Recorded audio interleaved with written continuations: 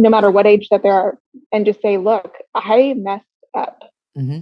It doesn't take away from anything else that, my role as a step parent should be, but I'm sorry that I hurt you and that I didn't give you what you needed during these times in your life. You're listening to the Nacho Kids podcast, where we discuss all things step family related.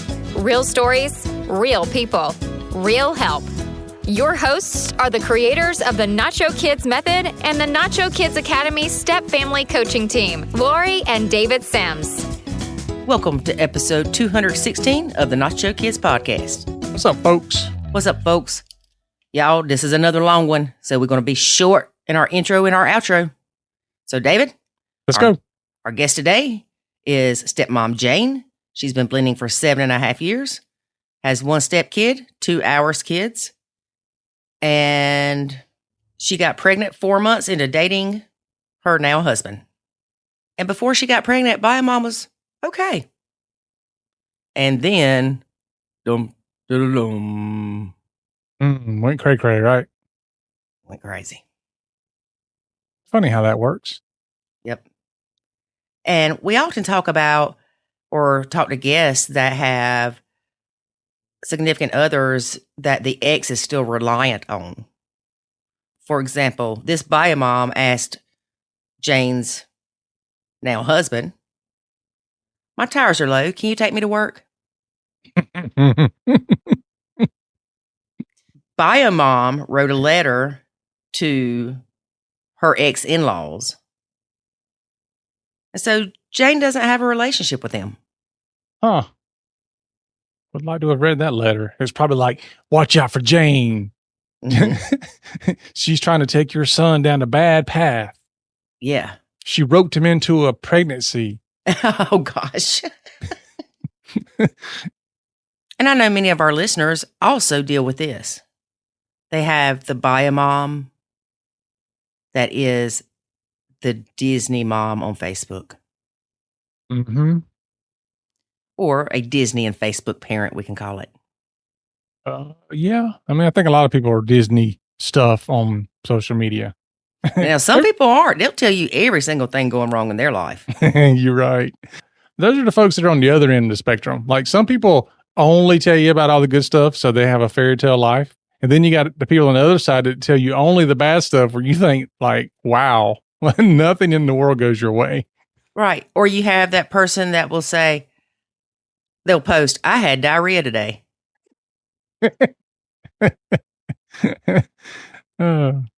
Okay, I hope you feel better. Yeah, don't post pictures, please. Yeah, don't post. That's what, there you go. That's turning that negative into a positive. At least they're not posting pictures. Yeah. Yep. 3 years into Jane and her now husband's relationship, bio mom got cancer. Oh, man. Guess what Jane did? She reached out to her. She started helping her because bio mom had nobody else to help her. That is mighty big of Jane. Yes, mighty big of Jane. In August of 2019, bio mom passed away. Oh. And Jane had a parent with cancer at a young age. So she related to that and thought that would help her be able to be there for her stepkid because of the losing a parent at a young age to cancer. Mm-hmm. And when stepmom got pregnant with the youngest child, the youngest ours child, it caused stepdaughter to start having homicidal ideations. Oh, man. She thought dad wouldn't love her if they had another kid. Yeah, that's pretty common, unfortunately. Here's the kicker. Therapist and counselor told stepmom to put all knives up, put up cameras, and make sure kids are safe. I think that's good advice, period. Yeah, well, I would agree with that, but where's the line of I'm taking my kids and leaving because I'm afraid of them being around your daughter? Yeah, that is a tough question to answer. Yep. So we're not going to tell you anything else, folks. Man, you going to leave me hanging? Leave you hanging. Listen to the podcast. All right. Well, let's get to listening then. Today we have stepmom Jane. Hey, Jane, how are you? Good. How are you? So tell us a little bit about your blend. How long have you been blending and how many step kids, bio kids, ours kids, all that happy stuff? Okay, so I've been blending since 2015. I just have one stepdaughter and I have two our kids, Okay. and that is it. Okay. My stepdaughter is 11. My biological daughter is 6, and my youngest son is turning one, or he's 1 year old. Oh, sweet baby. Yeah, Oh, enjoy it. You know they grow up way too fast. they really do. They really do.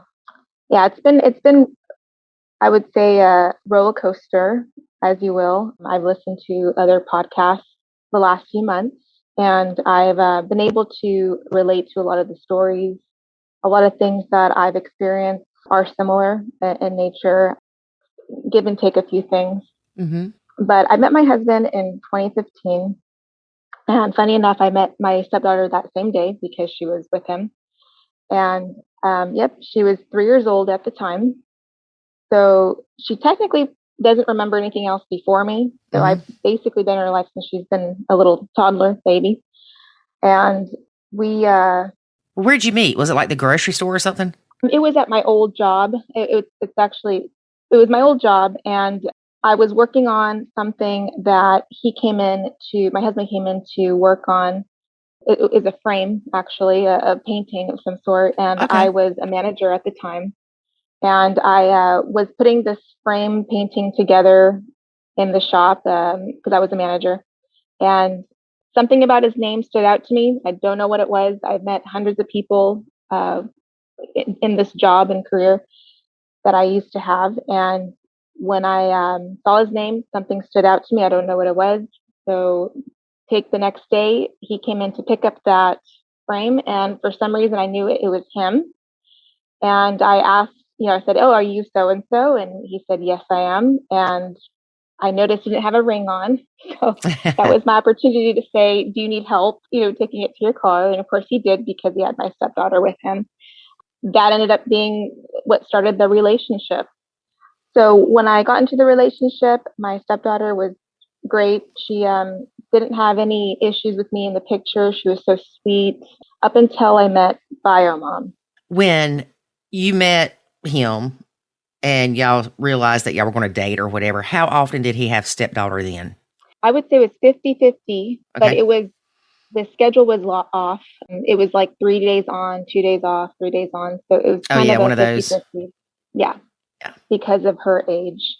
Right. And it was fine. I came into it again, I was single. I had my own job, my own place. So I got to experience life, very well before kids. And when I came to the picture, I didn't realize how difficult it was going to be maneuvering being a step parent figure at the time because I just met my husband. I didn't realize it was going to be very difficult until it got difficult. When I got into the relationship, we, moved pretty fast. I got pregnant probably about 4.5 months later. Oh, wow. That is fast. Yeah. And that's not like me. So that was a surprise. But before I got pregnant, I had met Bio Mom and she seemed fine. And the only thing is when I met her, you can tell that she was wanting my husband to still do things for her. So when we met, she would make up an excuse like, "Oh, my tires are pretty low. Can you drive me to work?" What? Yeah. Not can you help me put air in them? Yeah. Okay. Yeah. Okay. It was so I already had that idea that okay, this is going to be an interesting situation. And as time went on, when I got pregnant, I think that's when things hit the fan. Mm-hmm. And she panicked. So that was 4.5 months later into the relationship with my husband, and she went into panic mode, and she wrote in my in-laws that I don't have a relationship with, Mm-hmm. And so when that happened, it just progressed. Just a lot of the issues that a lot of stepmoms deal with bio parents. She couldn't accept me like most bio parents do. Like, they don't accept the step parent coming into the picture. Mm-hmm. And she started doing things that were very manipulative and devious, as you will, against my stepdaughter. And that's when I started seeing that my stepdaughter was dealing with some emotional trauma. Mm-hmm. As she was in school she was only 3 years old at the time, but I noticed a difference in her behavior a few months into the relationship. Mm-hmm. Staff would tell us that she was not engaging. She was just sitting down, really sad all the time. And when they asked, hey, what's going on? Her response would have been, I'm just worried about my mom, or I'm sad because my mom's by herself. It was a lot of that kind of strain and worry that she had up until about third grade. So from 3 years old to third grade, things were really just traumatic for her because let me go back. The 50-50 custody began when she got into kindergarten, where it was 1 week off, 1 week on, Mm-hmm. and bio mom had bio parent had a different way of raising her daughter, Mm-hmm. or raising their kids. And so basically what had happened is she was telling things and doing things behind closed doors. She was what you would call a Disneyland parent and a Facebook parent. So she wanted to go to all of the events. She wanted to post everything about her life on social media. And, my stepdaughter was forced to often go and participate in a lot of these things because bio mom did not want to be home and parent, I should say. Yeah. So my stepdaughter half the time didn't have rules. She didn't have structure in the household. Mm-hmm. And so it caused my daughter to have a lot of mental health and behavioral health issues. And then, so that was basically the relationship. I did I had a relationship with my stepdaughter. Things were great. And then again, as time progressed, she seemed like she didn't want to be home with me and dad. She seemed like she was having a really tough time.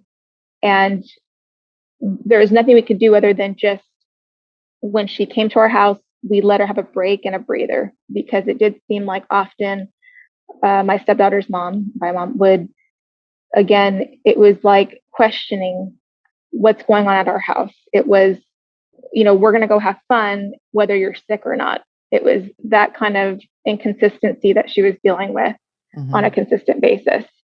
And it did a lot to her mentally, I could tell, because I always suggested that she go see a therapist because of her behavior. From, administrators at school would say that they were concerned. She wasn't playing with friends often, and she didn't really play with friends when she was at her mom's house. It was just her and her mom all the time.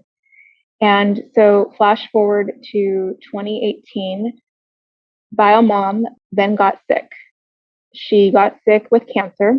Oh gosh. And yeah. And during the course of that time, like I said, our relationship was just, I guess the only word I can use is, it wasn't real. It was really fake, manipulative. When I felt like I was trying really hard to have a normal relationship with her, I think she was incapable of having a normal relationship with me, because at least I believe that she just couldn't handle my stepdaughter having another parent, mother figure in her life.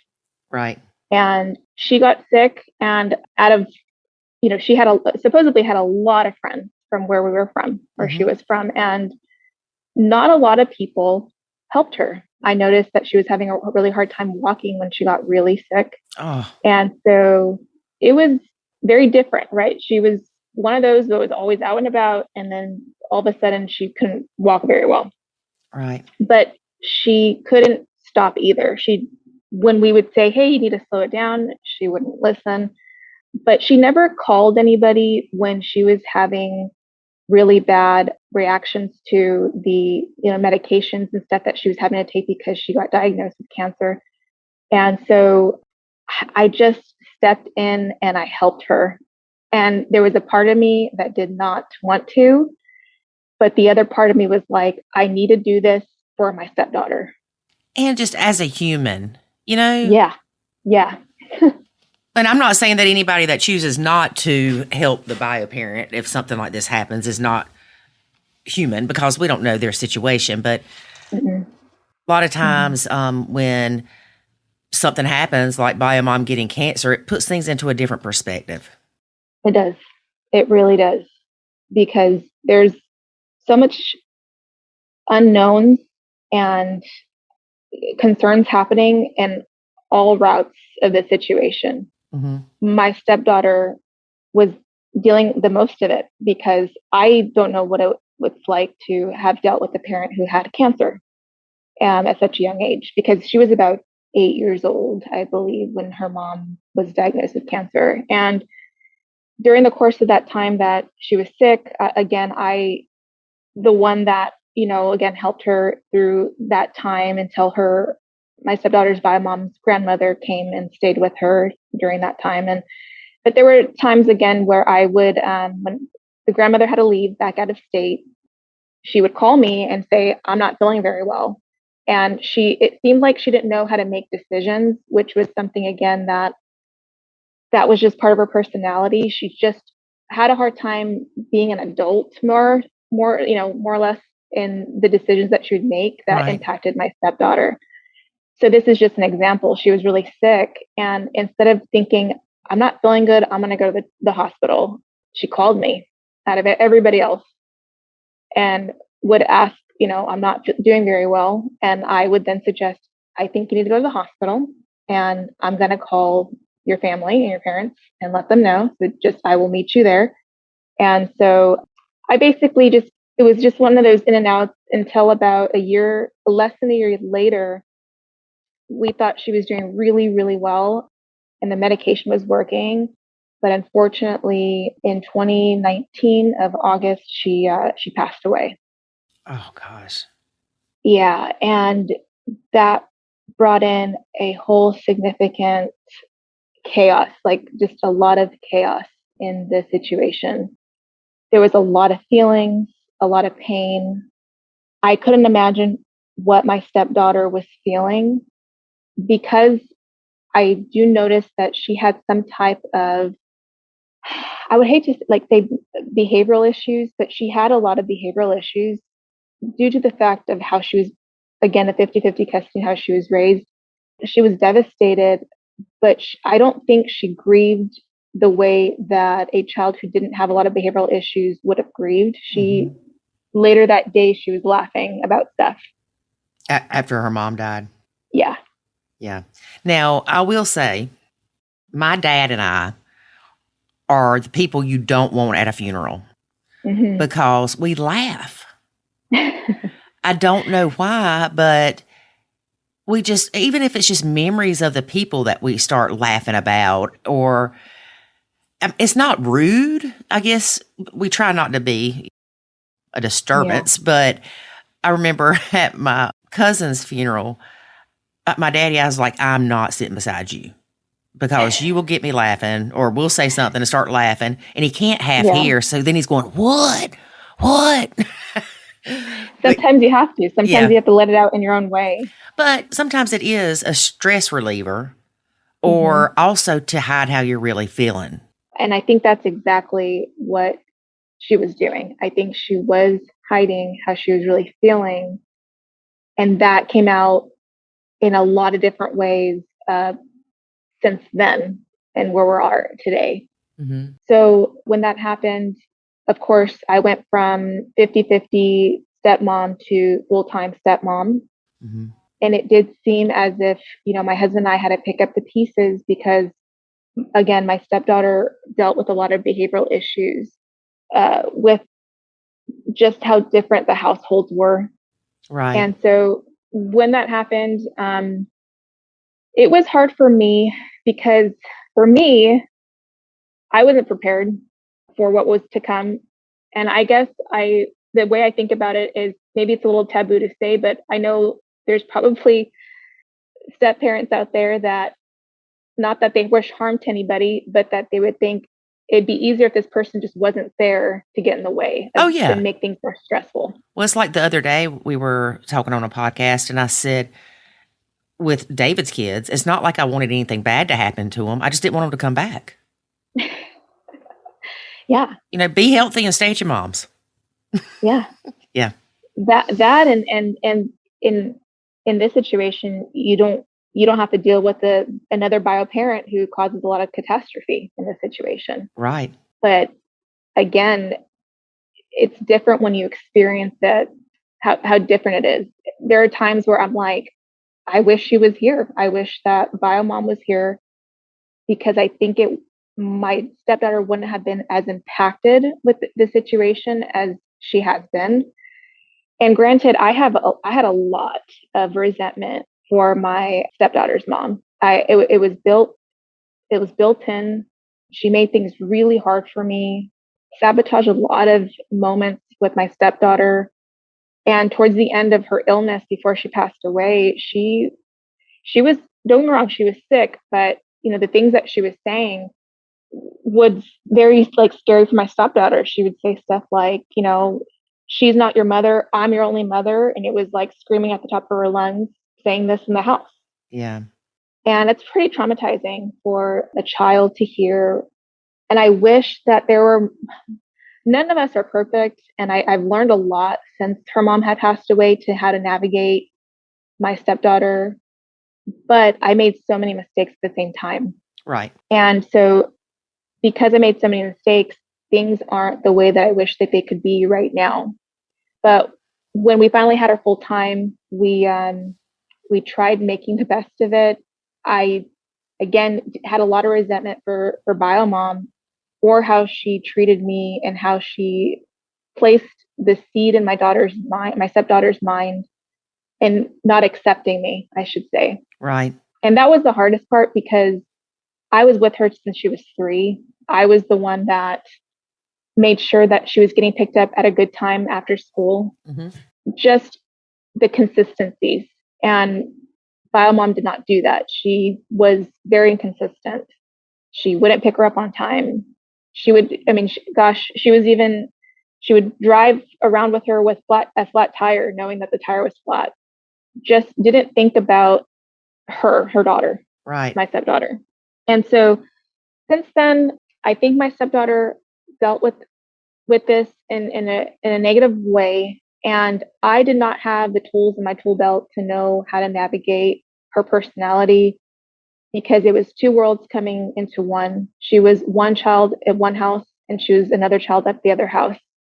right. And it flipped a switch. Again, like I said that before, she flipped a switch, and I was like, who is this child that I took care of since she was 3? I do not recognize her. And it flabbergasted me, just seeing the things that were happening and the things that she experienced too, on top of it. But when we finally were getting to a place that we were settled, I knew that her and I had a lot to work on. And I wasn't mature. I'm sorry, let me go back. I wasn't mature of myself to know what to do. And so when that happened, my husband and I decided, we're ready to have another child, Mm-hmm. which was, we decided to get pregnant. So I got pregnant with my son. And that is when things took a turn for the worse. She was having a lot of thoughts that were, I would say that there were more homicidal ideations. Mm-hmm. A lot of mental health issues. She was very worried about having another sibling come, because she felt that her dad was not going to love her anymore. Mm-hmm. And mind you, she's about 10 at this time. So not young enough to not understand it, but to me, old enough to know that she knows how she feels. Yeah. And so when that happened, a lot of things went on that I would never have thought as a mom I would ever have to experience with a stepchild. But it was really scary.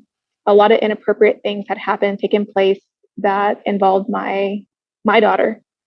And when we were going to therapy after therapist, psychiatrists, psychologists. We were doing it all. There's nothing like a psychiatrist and therapist telling you, you need to be careful.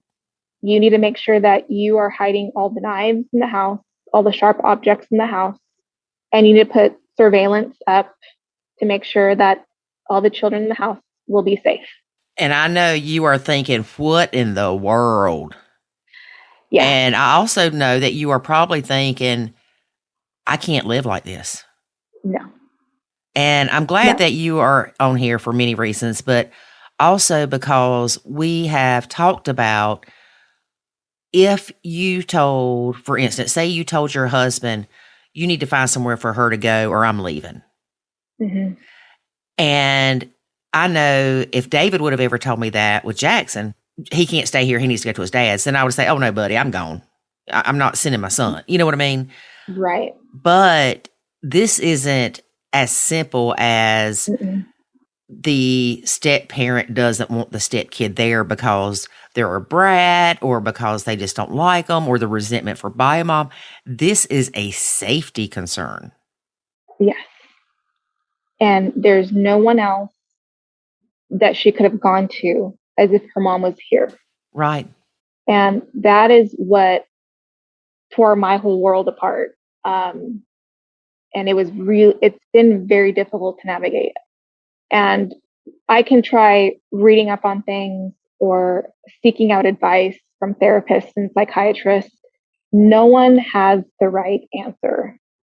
But it's so scary and nerve-wracking when one of the top psychiatrists in the area is suggesting that my stepdaughter go to an inpatient institution for a few days because of her thinking and it's and you're thinking a couple years would be better.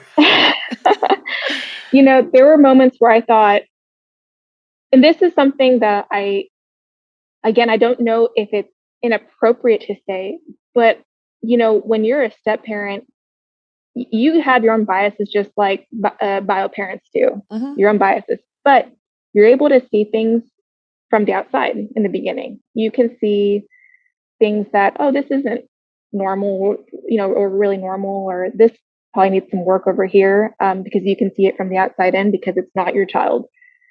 And with this situation, I knew that what therapists and doctors were, what they were suggesting was something that was going to help her. But it felt like her dad and I weren't on the same page. Y'all were not on the same page. No. Okay. Not on the same page. Yeah. We were not on the same page. And while he's trying to he was trying to hold on to her childhood as much as he could because she's dealt with so much at this point. She's broken.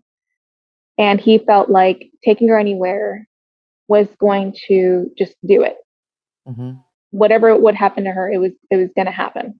While I was thinking she should go somewhere because of the fact that there are all of these things that we experience. She should, just to see what I see, right? So not a lot of step parents would want to say it to their husband or wife, but just to say, I think they have a problem and it does need to be fixed. And if going away helps them, then that's what should be done. Right. But it's harder, I guess, when you're a bio parent and you don't want to do that to your child. I knew that this was going to help her, but it never happened. And also where we live in the state of California, the mental health institutions are really, really difficult to navigate when it comes to adolescents. They're looking for specific things. And what they were telling us is we can't do anything until there's been an attempt of some sort that puts harm. And, so I'm sitting here pregnant and I'm thinking to myself at the time when this was happening, I'm sitting there pregnant and I'm thinking to myself, so something has to happen for her to get seen and to stay in somewhere. Right. And I didn't know what to think. And from then on, from when I got pregnant, then finally had my son, and we tried again, just living life normally, it just wasn't working. I could not be the parent that she needed in her life. Mm-hmm. I was scared. I was not, I wasn't helping her anymore. I couldn't be the person that could help her either. Right. And that hurt. Yeah. And I didn't know what to do at that point. I didn't know what to do. Since then, she's not been living in the house. My husband at that point decided, because I was at a place where I said, I just can't do it. I don't trust her. I'm scared for, my kid's safety and my own, because mind you, I'm a pretty short person. I'm 5'1". Mm-hmm. She was already taller than me. Wow. And so she was a tall, strong girl. And I didn't know what to do in terms of that. And so all I knew what I could do was just tell my husband that I couldn't be in this situation anymore. I couldn't do it. It's too hard and I'm scared. And he had, him and I, again, through this whole process and all of these years, did not see eye to eye with a lot of things. I had a lot of issues with the in-laws. They did not care for me for their own reasons. There was nothing that I did that justified their behavior towards me, of them wanting him to divorce me. We've never had a stable foundation to be those super parents for my stepdaughter. Mm-hmm. So you came in and they just didn't like you straight off. They did not. Because I changed I was hearing one of your guys' other podcasts the other day, just listening. And I remember one of the ladies talking and saying that they're not going to like you. They're not going to like you because you changed the course of their family and the way that it's established. And they didn't like me because, I don't know, I'm one of those people that I don't like people who try to manipulate. Mm-hmm. I don't like to be around narcissistic people. Mm-hmm. I can smell them from a mile away. When you're being fake, when you're a narcissist, I will not get along with you, and I will protect myself, and I'll put my boundaries up. And so his parents in the beginning of the relationship, they naturally they didn't like that I established my own ground rules, which is basically like, we're not going to drive out and see you anytime you want us to go see you, which would be like 4 hours away. They'd want us to come at least once a month.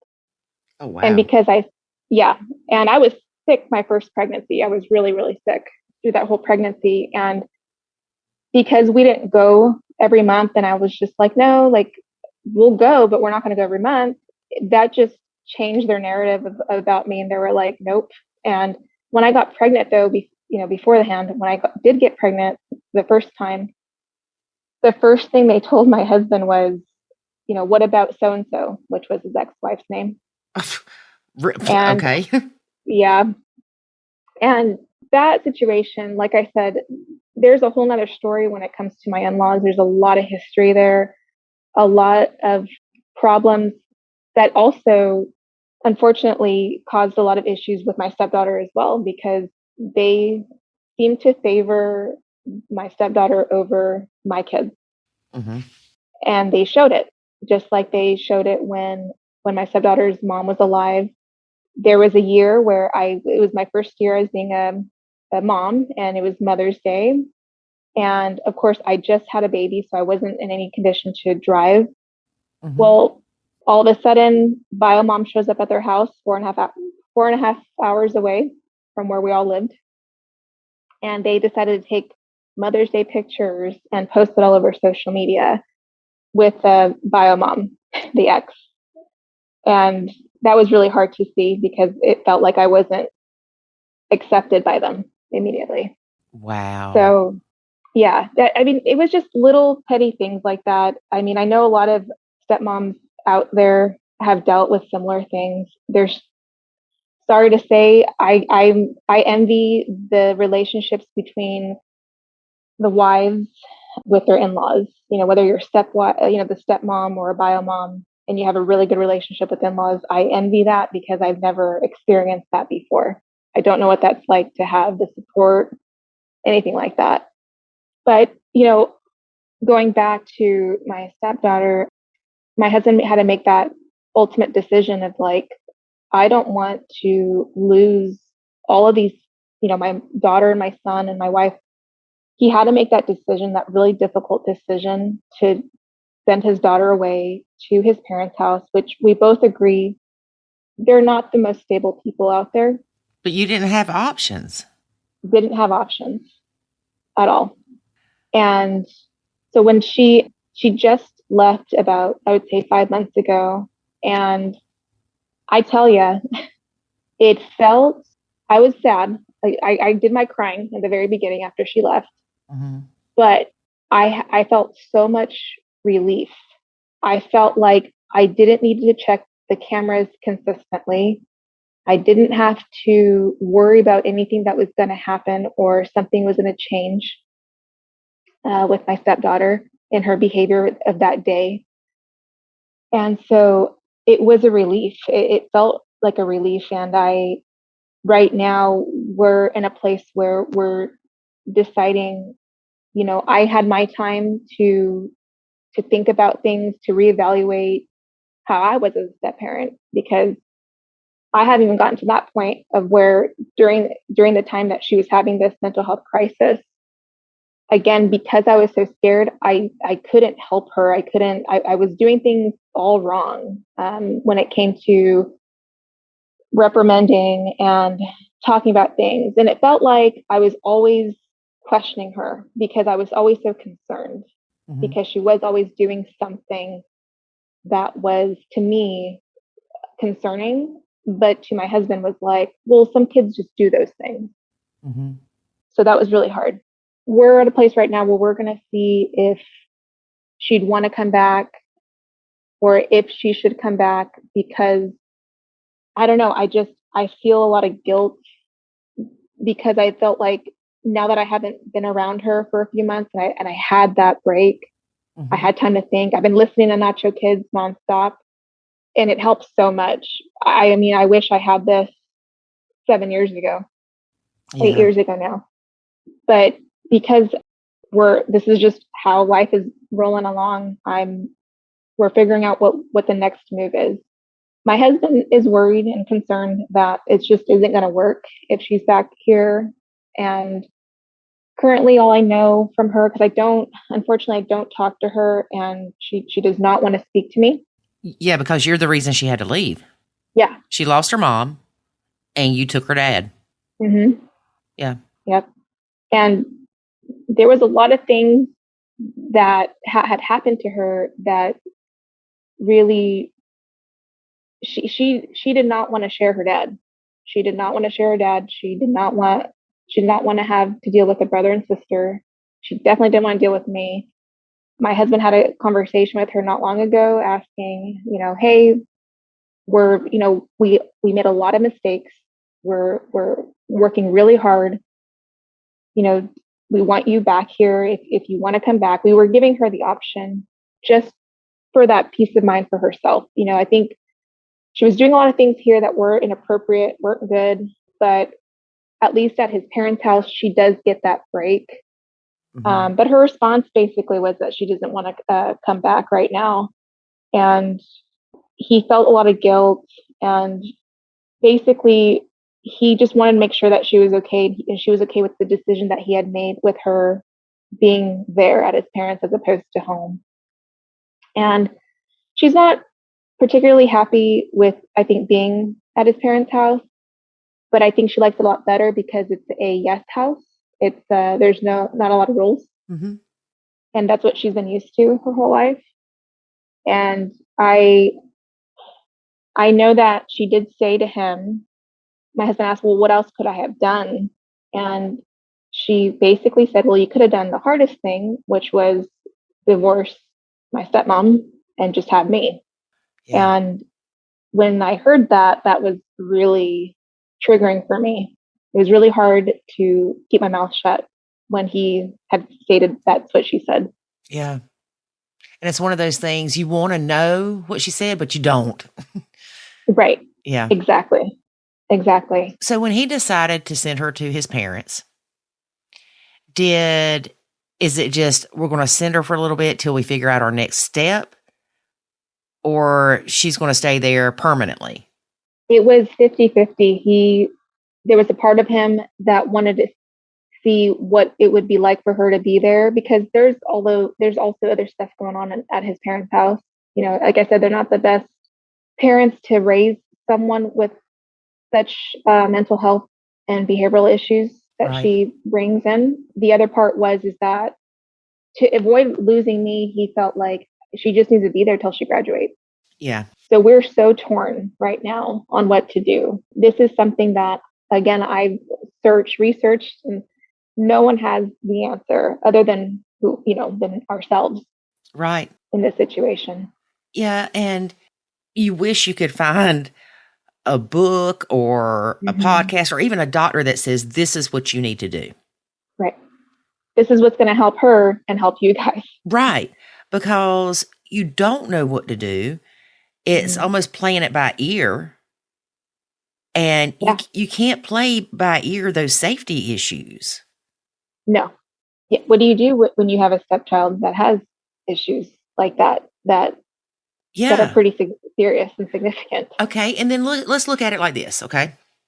Say your husband did say, Jane, I can't send my daughter to live with my parents. And you said, well, honey, I can't stay here with your daughter. So you split up, right? Mm-hmm. Then your other children are going to be around her. Mm-hmm. We'll just say 50% of the time. And I mean, I don't know how your husband is, but I feel like moms are more attentive. Mm-hmm. So you would be concerned about your kids being there. Oh, 110%, Lori. Yeah, and the only way to stop that would be to go to court, fight like crazy, and hope you can get supervised visitation just because of the stepdaughter, not because your husband is a bad parent. Right. And he's not. He's a wonderful father. I know that I could have done things a lot differently during the last few years. I could have done a lot of things differently. And there is a sense of release when you are able to step back and say, I did do a lot of things wrong. Yes. As much as I hate to admit it, I did a lot of things wrong. And you become humbled by it because you're like, I'm not a perfect person. And I think, again, there's that release where you just have to love yourself and say, you know what, I made these mistakes, but I'm going to do better. And I'm going to apologize for those mistakes. It's okay to apologize to your stepchild. Yes, 100%. No matter what age that they are, and just say, look, I messed up. Mm-hmm. It doesn't take away from anything else that, my role as a step parent should be, but I'm sorry that I hurt you and that I didn't give you what you needed during these times in your life. Right. But again, if your stepchild doesn't accept it, or they do, that's not our problem. That's something that they can accept or not accept. But we have to, as step parents, forgive ourselves for the things that we did, or the things that we did wrong. We're really hard on ourselves. And, society paints us a pretty picture of what a stepmother is like in, those Disney movies. And you don't see a lot of positive reinforcement for step parents and stepmoms, particularly for children.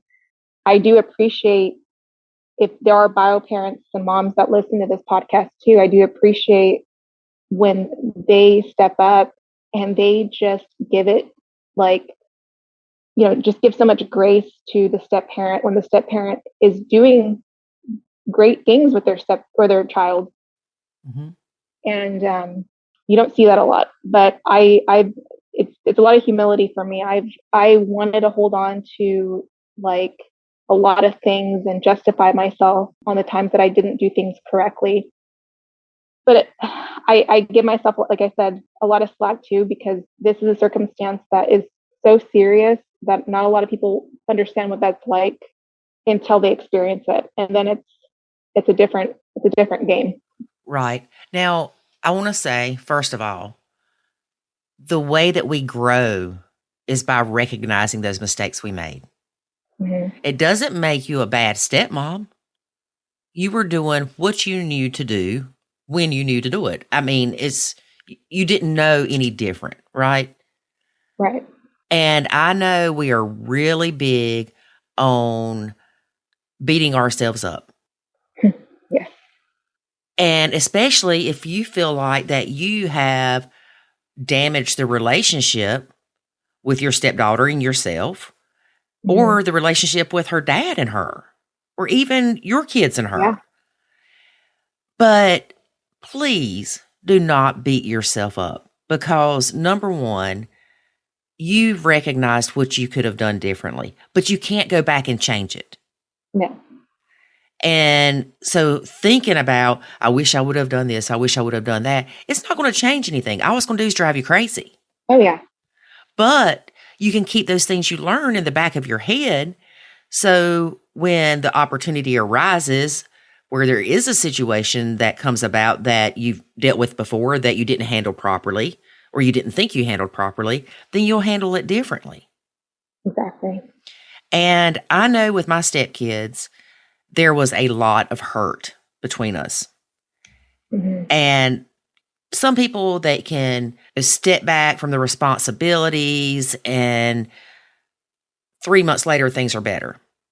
Well, Right. things were better for us instantaneously once I stepped back, but I had a lot of work to do on myself. And a lot of times people don't understand that that is part of the Nacho method. It is identifying those things where you contributed in a bad way to what was going on. Right. And learning to look at things from a different perspective and stop trying to change things you can't change. I mean, there's so much to this method other than the stepping back, because stepping back's not going to help you a whole lot. It'll help ease the pressure, but then you've still got the resentment. You still don't know how to deal with the problems. Like you said earlier, you don't have the tools. Yeah. And with my stepkids, it took a while. I stepped back completely for about a year. And I know everybody's like, oh my gosh. Well, I had to. We had to heal. Yeah. And I say this to you because you seem like you definitely want what's best for stepdaughter, but not at the detriment of your kids. Yes. Exactly. I mean, you shouldn't. But I also feel like you are self-aware enough. That's not the word I'm looking for, but you are capable of seeing where you have made mistakes. You are capable of wanting to get things better with stepdaughter. And you are capable of admitting to stepdaughter, look, I'm sorry, I screwed up. Exactly. And that is what will put you on the right track to better and heal this relationship with her and basically restart it, because that's what you're going to have to do.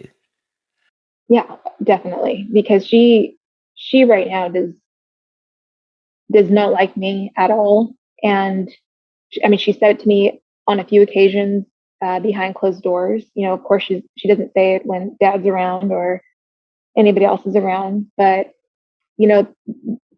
there is a lot of, from what I experienced with her, like most kids, right? Some manipulation, not being truthful with what they're saying and doing. And so for me, I want to make sure that she's okay. And I think that's why I put so much energy during the course of the years, even when her mom got sick with cancer, that I immediately jumped to like, let's get her to therapy. Let's do it. Like, she needs to do this.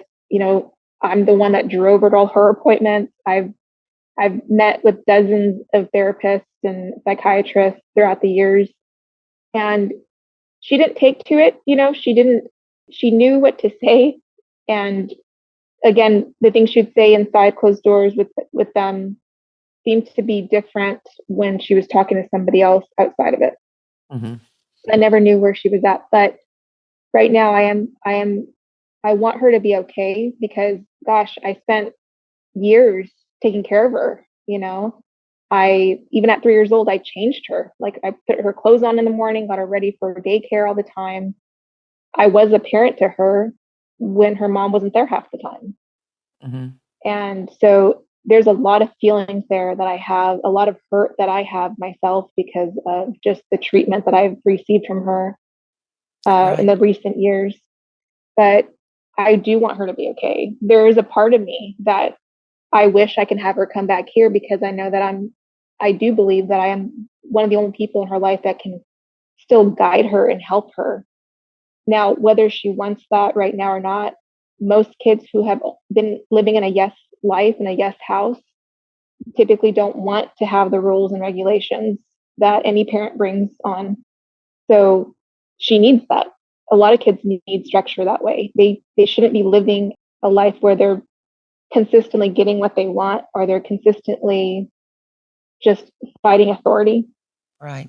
But I tell myself that my plan is to have conversations with her, apologize to her because I know she's hurt too. She is really hurt. Something I learned through this process is that, that you guys have talked about on the podcast is that we are the adults. We are the ones that can think logically. We have that mindset to be able to do those things and be the adults to make things better for the children because at the end of the day, we're the only ones that can handle that mentally. Mm-hmm. And I'm hoping that I can have that conversation with her. If things seem to not work out or we want to respect that, she might just feel happier not having siblings in her life right now or having a step parent mom figure in her life. If that is what helps her brain right now cope through this process, then Mm-hmm. so be it. I hope that when she becomes an adult, and that's not far off, she's almost 12 here soon. Yeah. When she becomes adult, she knows that I'm going to be here and that's going to be up to her if she wants to have that relationship with me or not. Right. And she's got a lot of healing she needs to do. She's been through a lot. Yeah. And I'm not saying that gives her an excuse to threaten to harm people at all. You can't dismiss the fact that she's been through a lot and losing her mom and the issues of the different homes before that have affected her greatly. Yeah. And she's still a Greatly. kid. Yeah. It seems like she's a kid, but like because she's been around adults so much, half of her life when she was with her mom, Yeah. she was never with other kids other than school. But she had a hard time getting on with other kids because she had that adult mindset at times. So Yeah. she experienced a lot of very serious issues that it's so sad when I stop to think about it because I don't remember that little 3-year-old having that many problems. But again, I this is where I had to do a lot of healing myself because I was really angry at Biomom.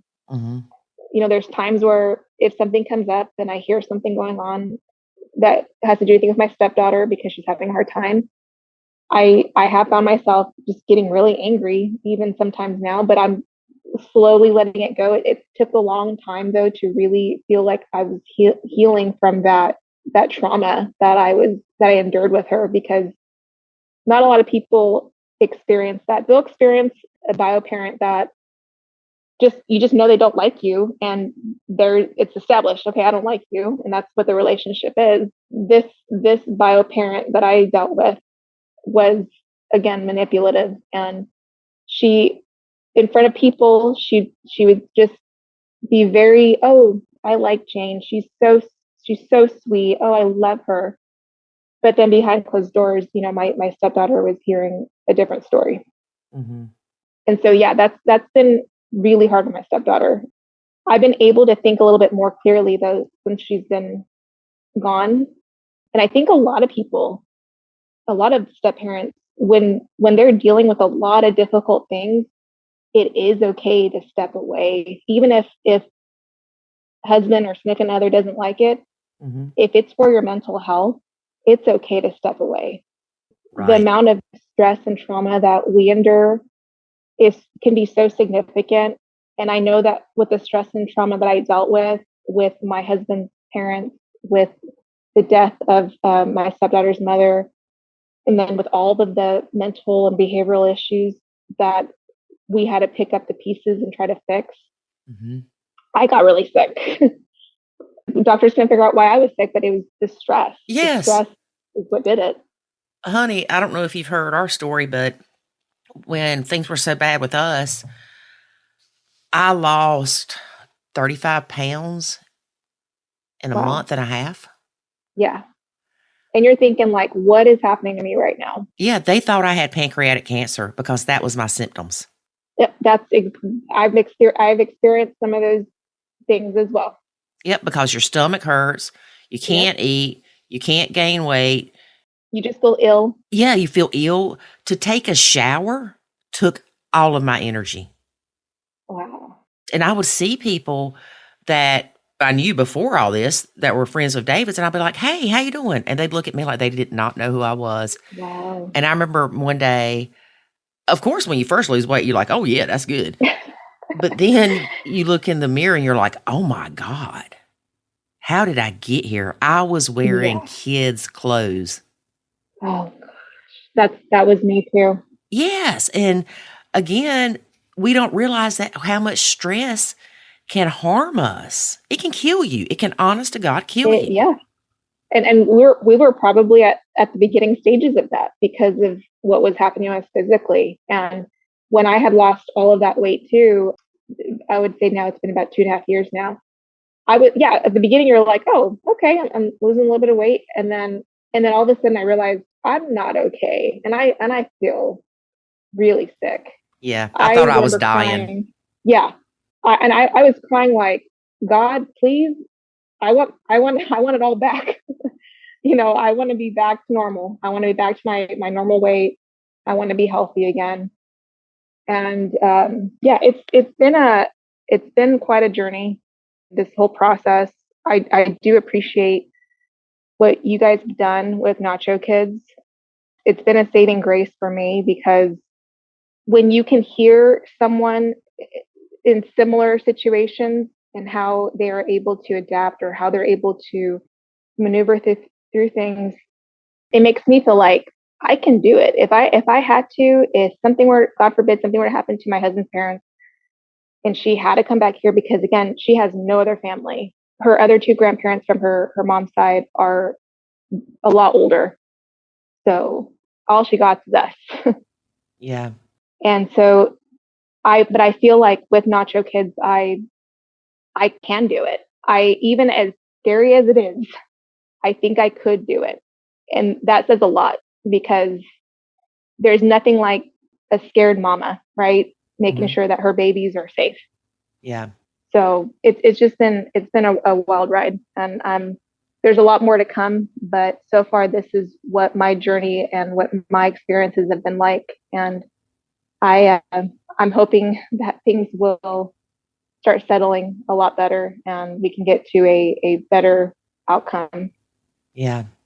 I'm sitting here thinking, stepdaughter's 7 now? No, so she is 11. She's going on 12 now. Oh, why did I? Okay, yeah, okay. So when mom died, that's what I was getting at. Yeah. When mom died, she was 7 or 8. Yeah. And she was about 8, yeah. That is so young. Mm-hmm. And you think about what 8-year-olds should be doing. They should be playing at the park. Yeah. They shouldn't have to worry about. And you even said that before that she would say, I'm worried about my mom. She's alone. Yes. So. And that's because mom's sitting there saying, oh, your dad's got Jane and I'm here all by myself. Yep. Yeah. And that's something that was, when you look at it in a psychological standpoint, a child in school, because right now there is a lot of different things in mental health, but typically if your kid isn't reading well or they're having a hard time in math, it's not the end of the world. They'll get the hang of it as long as you just give them the tools. But when it comes to social interactions with children, it's really important that they are socializing. It is really important that they're at least making the effort to talk to other children and make friends. Mm-hmm. that is something I have learned through the process of the mental health system, that there are certain things that children should be doing. And if they're not doing it now, it's not it's something crazy, but it is something to take a look at. Like, what is going on? What, are they not okay? And that's something to take, to consider when you notice that a child's not okay, because typically a lot of children who become adults end up doing a lot of pretty bad things because they had a lot of inconsistencies growing up. And that's something that I think that in the back of my mind, I was trying to prevent. I wanted my stepdaughter, and I still do, to just live a normal adult, healthy life. Mm-hmm. Sometimes, though, unfortunately, I mean, at least in my case, I don't want to feel like this is just going to be her life, and the way that she thinks and the way that she behaves, that this is her outcome. And whoever she ends up being, she's going to have a hard time, because I don't want that. But it's really important just to know, how your child's feeling when they're in school. And when I noticed that my stepdaughter, from the course of daycare, when I was picking her up from daycare to third grade, so all of those years in between, I would ask her, like, oh, who'd you sit with at lunch today? What'd you do at recess? The course of those years. And she'd always just say, oh, by myself. I was just sitting by myself. And I knew that was a problem. And I told my husband, what's going on at that house? Because we made a rule and a pact when we had her, when it was a 50-50 custody and I came in the picture, we're not going to question her about anything at her mom's house. I know a lot of parents like to do that and play those kind of games, but we wanted to give her a mind break. We didn't want to ask, what's going on over there? What did you do? Right. If she wanted to share how her week was, it was simple as, did you have a good week with your mom? Yeah. And that was it. If she wanted to share anything more, we would encourage it, but we wouldn't question her. And so in those instances when I was getting administrative telling me that she seems like she's just not being herself, and it was a few years, that indicated to me that Biomom played a major, major role in her behavior, and why her mom's behavior stuck with her and her personality, because there's a lot of similarities in her mom's personality that she now carries.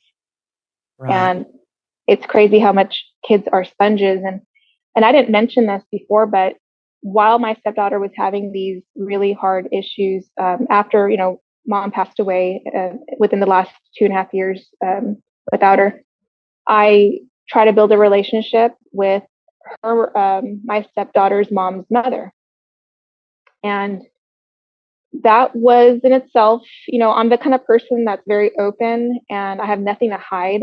I also don't play games, like I mentioned before, but when I had that, starting to have a relationship with the grandmother, it just seemed like there was a lot of things that made it more difficult. And it didn't help my stepdaughter when I, had her go over there and visit with her grandma, her mom's mom. It just seemed like, again, I was the target for the reasons why my stepdaughter was having a hard time, as opposed to, no, my stepdaughter had some mental health issues before. And now with this trauma, yes, it's carried over. But I try to be open with that relationship, and that didn't seem to work. And instead, my stepdaughter, which I give her so much praise in this at her age, because when she came up to me and told me the things that she was doing, that again just caused this chaos all of a sudden to happen around 20, I think it was 2020 or 2021. Yeah, it was January of 2021, and she came up to me and just laid out the things that she had been doing. And that's, again, when all of the therapy and the psychiatrist came into play. But she was able to let me know what she had been doing. Mm-hmm. And she was able to tell me things that kids don't really talk about, that she was able to say, this is what I've been doing, and I don't know what to do with this situation. Right. And so when she did that, I was able to be calm and just tell her, thank you for telling me. And the other thing that I did was I documented. And I don't know if a lot of step parents have had to do that, but I did a lot, years of documentation, years of like just recording situations that in case things ever had to be revealed, I should say. I did my due diligence with just keeping up documentations of issues or situations that she would bring up. So yeah, she dealt with a lot of stuff before her mom passed away and after, and my husband recognizes it, I think even more now. What I learned with my husband through the course of this is, we had a horrible marriage. We love each other to death, but we didn't have a good marriage. Our foundation wasn't a good foundation from the beginning. Mm-hmm. But we've been persevering through all of it. And we're not perfect. We are in therapy, but I guess I'm so grateful because he's been able to express the things that I've been always wanted to hear, which he's not blind to it. It's just hard for him to admit it, that she does have issues, and it might not, whether it was you or somebody else, his child would have had issues regardless. Right. It's not because of you. Right. The issues were there before you were even in the picture. Yeah. And they got worse, but it wasn't because of you. Now, Biomom could have been saying, oh, yeah, it's her fault. Things were good till she came in. No, the problem was Biomom didn't know how to handle you being the stepmom. She did not. No, she could not handle it. She tried to make my life a living nightmare. Yeah. And it's just, I go back to, again, all of these situations that I have endured and experienced. And I'm really trying to learn from it all, because if anything, I think I need a vacation at this point. I need to just go take a vacation and take a break. It's been a few months since, again, my stepdaughter hasn't been living here, but it has been a good brain break for me to be able to recognize what I need to do. But there's just so much to my story and in my experiences that I can't share on a podcast, but I could just say this, that with all of those things I'm still working through, but I'm just hoping for the best for my stepdaughter at the end of the day, because I appreciate that she was open, because had she not said anything, I wouldn't have really known anything that was going on, and things could have got worse before we even were able to catch it. And someone could have gotten hurt, or she could have even hurt herself. And that's something that we would never want to have to experience. And so it's a scary situation that I've been living. And I don't wish upon it on anybody. And I do hope that there are step parents out there who might not have a terrible stepchild, but a stepchild that just has just minor issues. They might talk back, or they might do something. And I realize I'll take that over what I've experienced. Yeah. What about your kids? How did they feel when stepdaughter moved out? Well, your oldest. My oldest, she loves her big sister. She was devastated. She cried. She had a hard time, because right now she's in first grade. She had a really hard time being in school and focusing in school. It was like a loss for her. And she took it really hard. There's moments where we'll be doing something and she just, bam, there's a little memory, and she'll say it, and she'll be sad for a little while. And we do our due diligence by just letting her express herself, but then we try to pick her up again, because I don't want her to put so much energy into being sad all the time, only because it's not reciprocated from the other way around. Right. My stepdaughter does not call her. I mean, when she left, the day she left, she was not sad. It was like she was running out the door. She couldn't get out fast enough. Right. Yeah. Yeah. And so we try to tell her. My husband's very blunt with it, I should say, but we try to tell her, like, hey, if she's not calling you, then, that's not very, very nice of her, but, that's okay, because that's how she feels. But, and we try to do whatever we can to just make her feel better at that time too. Right. That's so hard because she doesn't get it. She doesn't No. understand.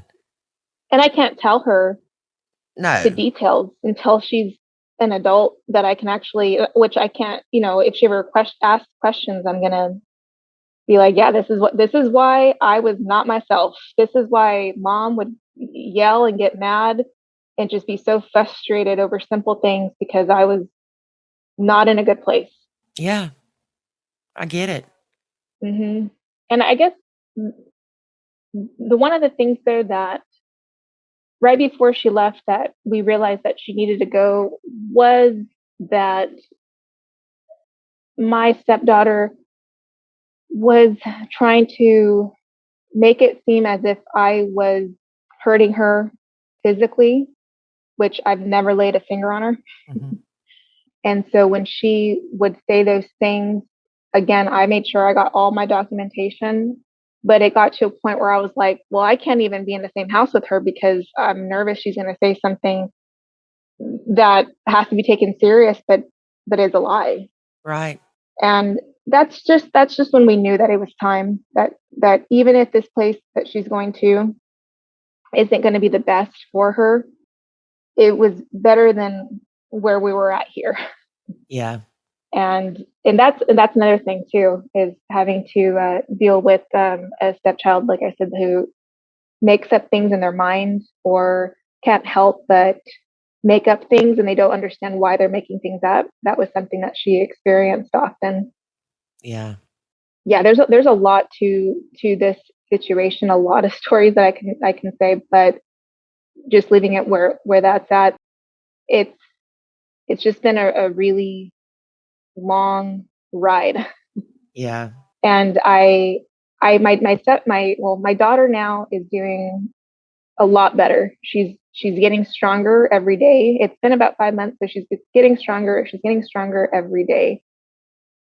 And I'm just fortunate that I haven't given up. And I think that's why, we're still here right now, because I could have gave up and fought really hard and tried to make sure that visitations were monitored, but that's not the kind of life that any of these kids deserve when it comes to being with my husband. And my husband and I love each other very much. We have a lot of work to do and we are working on it. And so I think that's when you can find success in these situations. Just like you and your husband, I'm sure there were moments where you're really questioning, like, I don't need to do this anymore, but look at where you're at now than where you were then. Oh, when you yes. persevered through a lot of things. And it has made our marriage so much stronger. Mm-hmm. It wasn't fun, but No. we are one of the few people that would say we would do this again. Yeah. And that's amazing. Yeah. That's amazing. That's the success story. That blended families doesn't mean it's just chaos all the time. It does mean that you just have to change your way of thinking and just be mature about a lot of situations as best as you can. I mean, I know it takes for things again to change, you have to go through the hardest times. And that's what it seems like here. I feel like we've hit rock bottom with this situation, but I think that it can't get any worse than what it's been. And so it can only get better from here. Yeah. And that's all I can do right now. Mm-hmm. Yeah. So right now, she doesn't have anything to do with you or your daughter. She doesn't call your daughter. She will not. What about your husband? Does he ever call her or Zoom with her? Not Zoom, but FaceTime with her where your daughter can talk to her? Oh yeah. He initiates the phone calls. He initiates all the phone calls. He talks to her as often as he can. Mm-hmm. And when he does talk to her, my daughter is right there with them, and so they're just chit chatting with her and catching up. But other than that, there's not a lot of talking on the other end. He has to ask the questions and continue the conversation for her to talk. Yeah. And I and a lot of kids at that age, I mean, I rather talk to friends and family members. So I'm wondering if that's the case, that she just doesn't want to talk so much with family as opposed to just a friend or something. Mm-hmm. She's dealing with some stuff right now, and it's made my husband feel a little like just concerned, but we're hoping it's just her coping mechanism when things aren't going her way. When things don't go her way, she has a really, really hard time. And so she's been in a position right now where she's just in her room, door closed, at her grandparents' house, and she just kind of doesn't really want to talk. And so I try my best not to overstep, because if there's a definition for overstep parent, I'm my picture should be on there because I'm always asking questions, I'm always giving my input, and I realize that bites me in the butt a lot. Mm-hmm. But I do always suggest, like, especially with this situation, though, I do tell my husband, you know, I know that they're trying to make it seem as if she's, she's not going, she's not, she was on a lot of medications, Mm-hmm. and she transferred over to talk to another therapist where she's at. But they try to make it as if like, well, no, she finally got off her medications and she's not seeing a therapist. And She's doing great yeah, now that she got away from you, Jane. yep. I was the problem. Yeah. Everyone's healed now. Uh-huh. So I tell him, I think you should keep looking. I tell my husband, I think you need to keep looking. If your parents aren't going to do it, I think you need to keep looking for someone for her to talk to. But I want to think that they, in their minds, that maybe, yeah, she doesn't have to do that because I'm not there. And that's not the case. And I think that they are realizing that now. I want to say Mm-hmm. that they're seeing things that they haven't seen, because we didn't have a relationship with his parents because of me. I finally put my boundary down. I was done. Right. There's only so much toxicity that you can deal with people until you're like, I don't care if you're in-law, your mom, dad, brother, sister, if you are consistently toxic and there's no reason for that and you can't have a conversation about it, bye. Yeah. There's no reason to put that in your life. As you get older, you know what you can put up with and what you shouldn't. And I decided with his parents, I put my foot down on that one finally, because that was a lot of trauma there as well. A lot of stories, a lot of trauma. Yeah. With that. So. And it's okay to set boundaries. Oh yeah. I had to learn that the hard way. Yeah. Sometimes it's hard to set boundaries, but once you learn to set boundaries and you realize the people that get mad when you set those boundaries are the ones that aren't benefiting from you anymore because you set the boundaries. Yep. And like I said before, I naturally, I don't know what it is, I do not get along with narcissistic people. I don't get along with people who are controlling. I just have a hard time. I'm more one of those people that, hey, there's a problem, let's sit down and talk about it. Right. And I know that's easier said than done for some, but I think because of my past, my history before I even became a parent and a step parent, I had job positions where I could handle telling somebody that, hey, you're doing something wrong because this is how this person's feeling. And they couldn't sit in their seat. They were squealing in their seat and being upset. And I could sit there and just be direct with it and say, hey, this is the issue.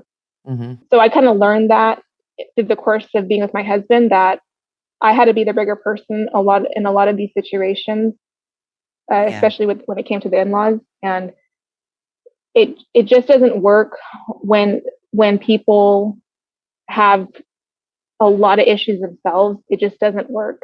And I tried to make it work, and I did what I needed to do, and it didn't work. And I realized that it's just easier for me not to be part of that situation.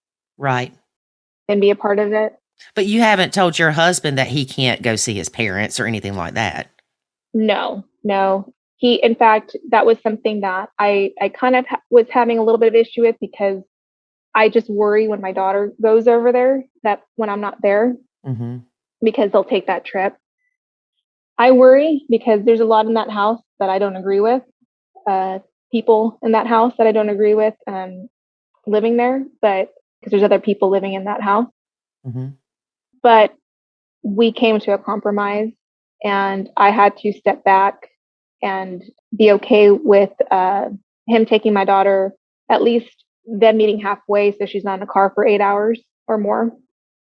But he's welcome to go see his daughter when he needs to, especially because he's been feeling so down about whatever issues that she has going on over there. Mm-hmm. So yeah, I feel a lot better now that we've been able to have more conversations about it, about what the dynamic's going to be like, because I was worried at one point that he was going to try to go over there like all the time, and that takes a lot away from this house because Right. my son's only a year old and my daughter's 6, and she's in a lot of extracurriculars and stuff, and my son is just at that stage where he is just wanting to be on mama's hip all day. So that was one of my worries, but that was just me having like that issue. I realize now though that there were moments where I didn't want him to go because I didn't want him to be around his parents because of how horrible they were to me and my daughter. Mm-hmm. And when I say horrible to my daughter, I mean more like throughout the years they treated me like they treated my daughter like they were treating me and my stepdaughter's mom. Mm-hmm. It was like favoritism. Right. A lot of favoritism. When we asked to respect our space and boundaries when it came to my husband's ex-wife and like, hey, you guys don't need to have a relationship with her. They didn't respect those boundaries that we wanted. But aren't they adults and they can decide who they want to have a relationship with? Yeah, but I feel like with this situation, when they were trying to, whenever they involved my husband's ex-wife in things, we weren't at a good place.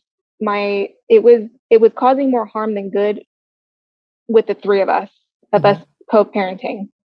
And because it was a lot of game playing, it was a lot of like, look at this. And it came out, after my stepdaughter's mom passed away, that his parents, they made it known that I was not liked and that their ex daughter-in-law was better in so many words, but basically made me feel like, what have you done? Yeah. Yeah. Like, what have you done with us that she used to do? And I'm like, no, I'm not going there, buddy. Yeah. Well, I really appreciate you sharing your story with us. And yeah, definitely. I am proud of you and your husband both by realizing that something had to change for the safety of everyone else in the house. Yeah. And it sucks because I'm sure your husband probably felt like he was picking you over his daughter or his kids with you over his daughter. But the reality of it is something's got to change and you've got to feel safe in your home. And he would never forgive himself if something happened to one of your ours kids because of stepdaughter. And he had stated that. And I think he had realized that when it was time. Yeah. Yeah. Well, I want you back because I want, sure. We'll give it a year or so. I know that seems like a long time, but it's really not. No, it's not. Time goes by so fast. Yes. And so I want to have you back to see how things are going, if things have changed, if they've improved, or, even if they're the same, because sometimes people will jump in and never heard the podcast before, and they're going to start with the one that's most recent. And so a lot of people may not hear your story. So we need to make sure that we get this out there more. I appreciate that. And I appreciate your time, Lori. I really do appreciate what you guys are doing. Well, thank you. And again, we appreciate you sharing your story because people need to hear this. You're not the only one. I know you're not the only one. We've helped people with this before. And sometimes it just boils down to what's the best option for keeping everybody safe until we can get a better handle on things. Exactly. Yeah. Well, thank you again. Thank you so much. Have a good day. You too. Bye-bye. Bye-bye. We all heard that one reason that the in-laws didn't like stepmom was because she set boundaries. That happens a lot. Mm-hmm. When you set a boundary and it upsets someone, it's because they can no longer take advantage of you. Mm. Agree or disagree, David Sims? I have to agree with that. I do too. That's why I said it. You messed up their plan. Yep. But not everybody that you come in contact that you do things for is taking advantage of you. No. But if you decide you want to say no, they don't get mad at you either. That's true. And I love how Jane says she's been listening to Nacho Kids nonstop. You go, Jane. Yeah, Jane. I have to listen to Lori nonstop too. Okay, folks.